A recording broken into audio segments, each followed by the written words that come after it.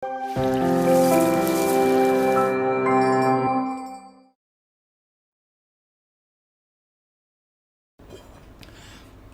sekalian, selain membaca buku-buku ekonomi bisnis sejarah seperti terlampir, saya juga menyukai buku-buku yang sifatnya filosofi ya, self help ya. Dan kalau tahun 2020 lalu saya menyukai sekali buku Filosofi Teras dari Mas Manam Piring. Saya bersyukur tahun ini sahabat saya Mas Rene Suhardono, ternyata dia menulis buku yang saya bilang, Mas, buku sampean itu bagus banget gitu ya.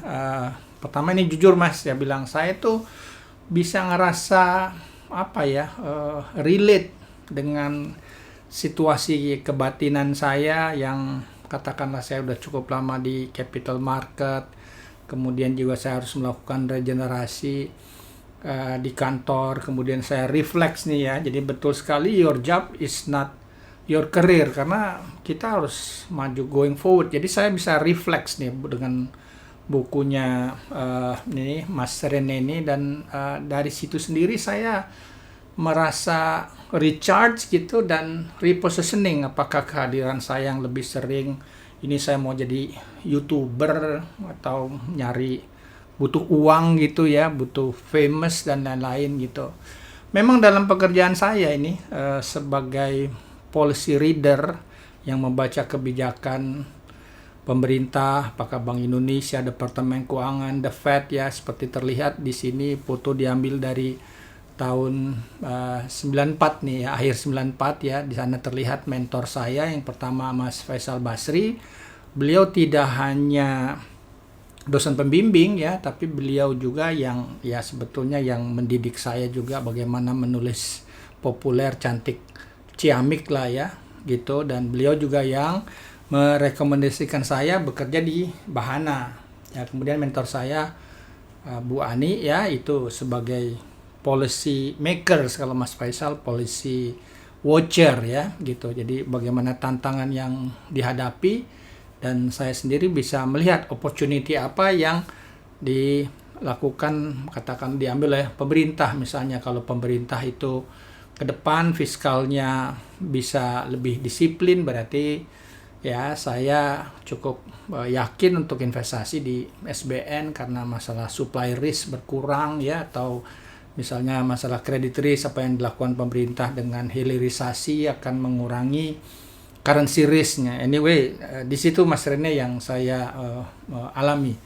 Namun sejalannya juga ada ya, setelah pandemi ini memang memperburuk risiko tuwir sebelum tajir, growing old before growing rich. Pandangan ke depan nih ya Mas Rene, 2030 menurut Bank Dunia nih, ketika penduduk Indonesia mulai menua saat itu, kalau antara 2013 sampai 2030 pertumbuhan ekonomi Indonesia itu hanya rata-rata 6%, which is sekarang itu barang mahal. GDP per kapita kita saat itu hanya 8.500 ya, lebih rendah dari 12.000 dolar per tahun sebagai acuan terbawah negara yang disebut maju. Apalagi setelah pandemi ini, makanya harus berubah nih. Bagi saya ya, ekonomi yang lebih gegas itu hanya baru semacam necessary condition, memang harus diperjuangkan, tapi sufficient conditionnya itu menuntut peningkatan ya, akselerasi kecakapan masyarakat mengelola berbagai jenis aset investasi yang benar gitu. Jadi sekarang saya merasa terpanggil dan saya langsung saja ya Mas Rene, ini halaman 4 dan 5 ini menurut saya amazing teman-teman sekalian. Saya akan bacakan ya, ada bahwa menurut Mas Reni ini ada 3 poin ya yang akan tetap sama, relevan dan kokoh ya, bagaimana dalam perjalanan karir kita selanjutnya ya. Seperti yang pertama itu bahwa kebutuhan mengenali diri sendiri ya sedini mungkin dan terus-menerus berproses ya, diyakini Mas Reni itu sebagai prasyarat utama untuk karir kehidupan yang, nah ini keren nih, bermakna, bermartabat, dan barakah. Wah ini keren banget Mas bahasanya ya. Besaran uang dan gaji, judul jabatan, dan penghargaan yang diterima hanyalah sekadar konsekuensi ya.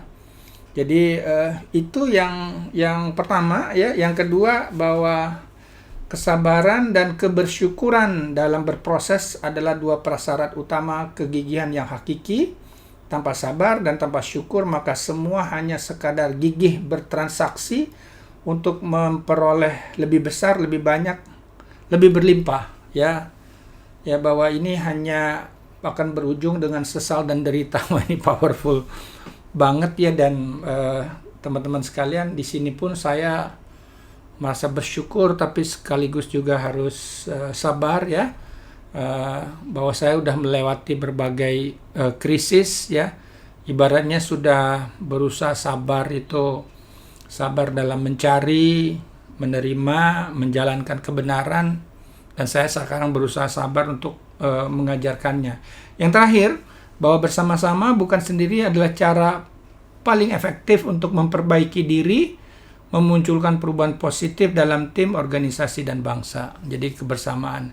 Ini Mas Rene ya, seperti yang saya sampaikan ke Mas Rene, buku Mas ini membuat saya memberikan inspirasi untuk lebih rileks nih ya. Karena tadinya tuh saya kayaknya bagaimana menyampaikan ke masyarakat seolah terbeban, jadi orang melihat saya sebagai orang yang pelik, sulit gitu ya. Dan kedua, saya sampaikan ke Mas Rene, ini kayaknya cocok banget nih Mas dengan perjalanan spiritual saya, dengan kisah atau inspirasi dari surah Ad-Duha ya, yang saya lihat juga di situ. Menurut saya that's the best stoic surah ya teman-teman. Ini pernah saya bahas ya, bahwa di situ saya merasa sekali karunia dari Allah itu demikian besar ya. Jadi di sana kan bahwa Nabi Muhammad itu merasa sekali bahwa sebetulnya lihatlah Tuhan, lihatlah dirimu yang udah menerima demikian banyak nikmat. Paling nggak ada 3 ya.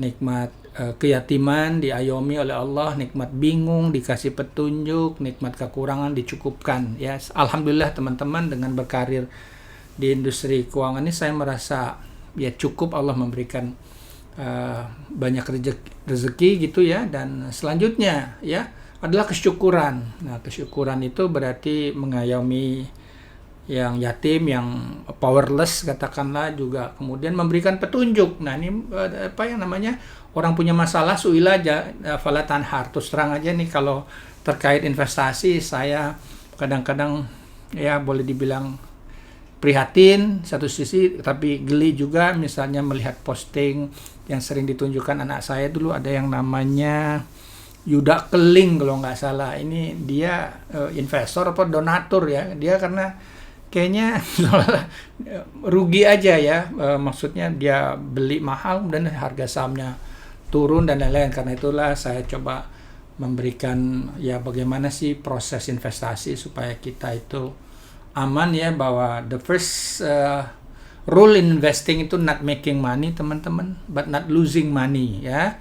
Losing money itu nggak kehilangan cuma pokoknya aja, tapi bagaimana buahnya itu misalnya tetap menang lawan inflasi, dan juga investasi itu bukan cuma bisa masuk tapi bisa keluar nggak ya, dan keluarnya juga sehat, aman, cuan lah gitu ya.